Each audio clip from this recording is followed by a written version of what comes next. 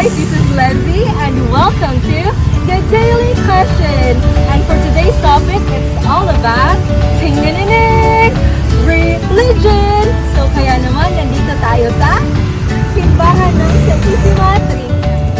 And you know the drill guys, we will be asking or we will be interviewing random strangers about their opinion and about their insight on our questions.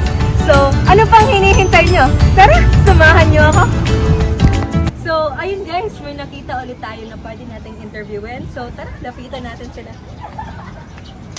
Hi guys! Hello po! Pwede ba kayong ma-interview?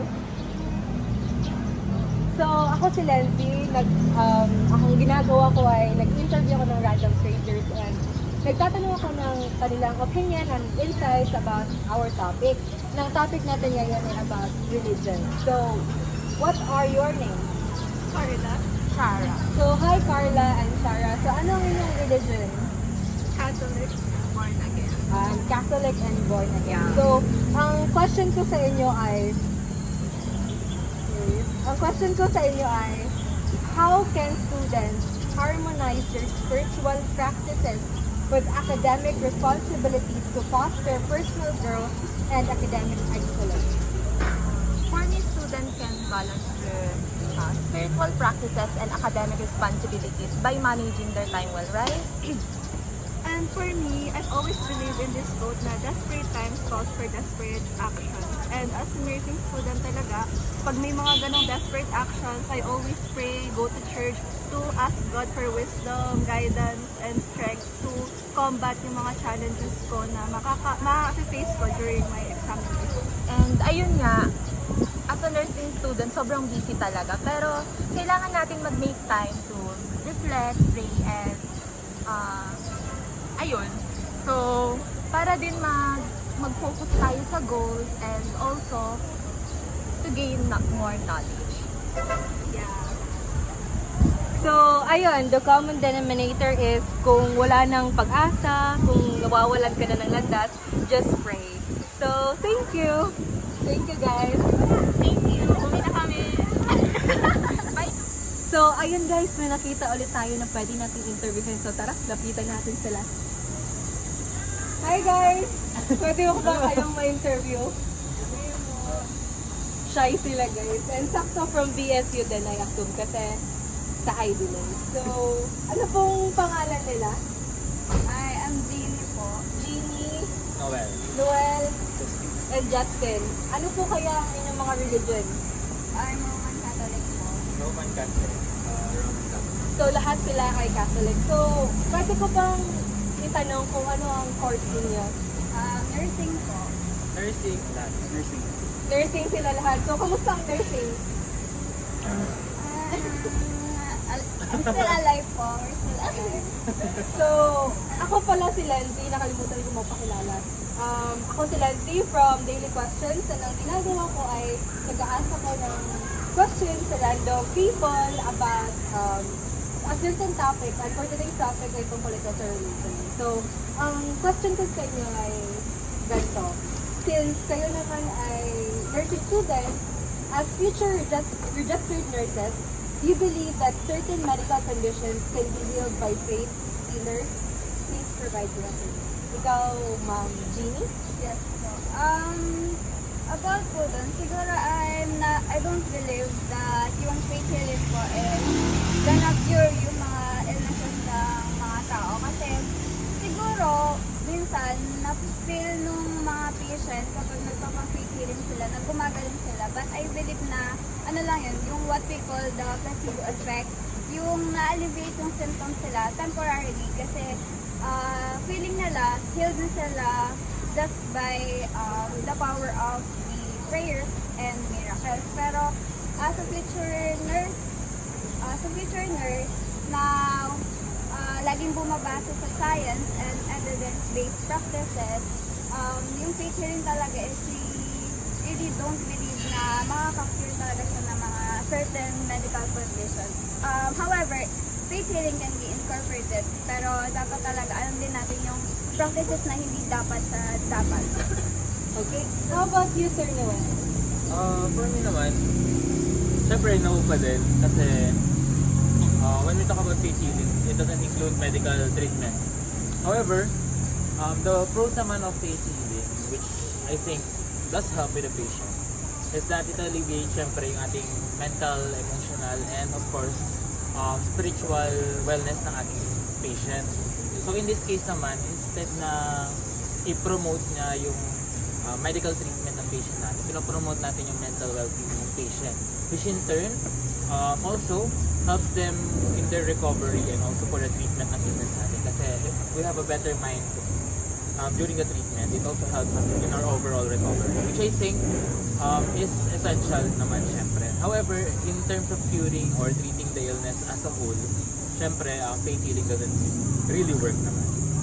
Ikaw naman, Sir Justin. Ako, hindi din ako naniniwala na dapat ipalit yung link sa mga ginagamit na mostly yung mga reasons na sasabihin ko ay nasabi na nila, kaya siguro idadagdag ko na lang ay lalo hindi dapat natin ipalit yung faith healing, lalo na if serious na yung condition and serious na yung treatment na kailangan na idadaan na lang natin sa dasal o di kaya sa pagsimba. Ay as a nursing student na naniniwala nga sa sinabi ni Jeannie na science and evidence-based care ay hindi talaga maaari sa atin.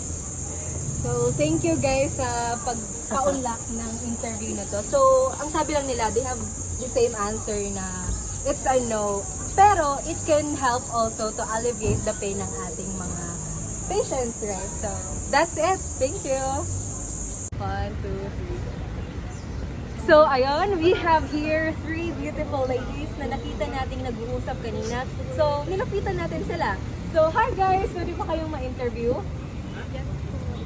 So, I am Lindsay of Daily Question, and ang ginagawa ko ay naghahanap ako ng mga random strangers to ask or interview about their insights and opinion tungkol sa ating question. And ang ating topic ay all about religion. So, okay lang ba sa inyo? So, what are your names? Jane. Angel. Jenny. Jane, Angel, and Jenny. What are your religions? Roman Catholic. Born again. Born. Wow, magkakaiba ang kanilang religion. So, ang ating question ay, in this modern and technologically advanced era, what are your key takeaways regarding the effectiveness of religion and religious practices? So, sino ang uuna sa inyo? So, I know, despite the rapid growth of the technology and science, I think religion still relevant, and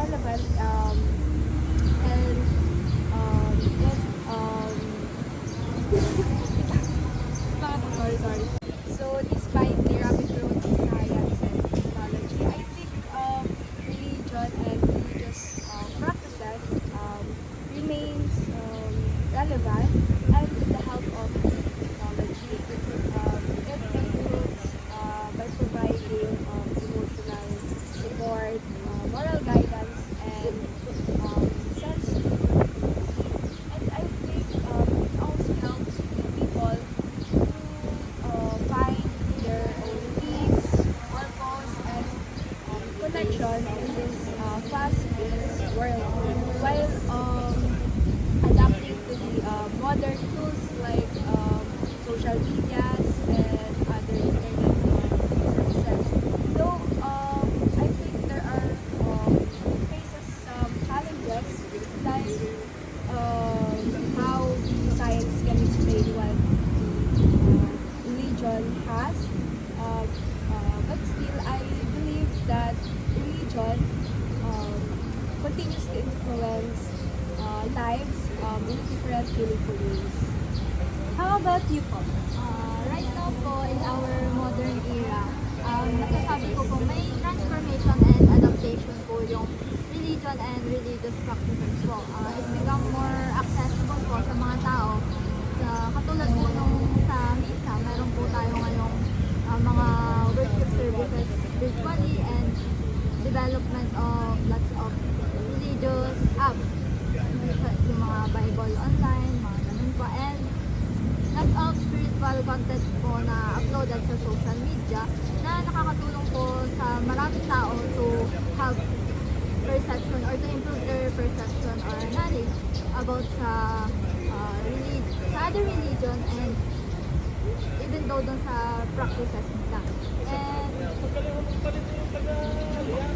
Ikaw naman po, what are your opinions and insight tungkol sa ating topic?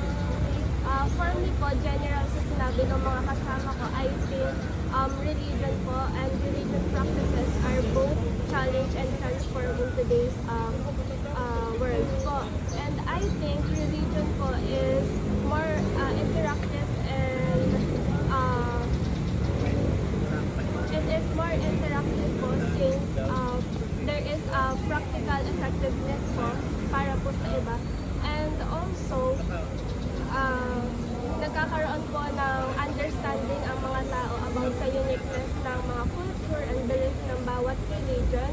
And although meron pong modern shifting po ng mga religion, I think there is still a growth pa rin po sa personal and social structure po ng ating sarili.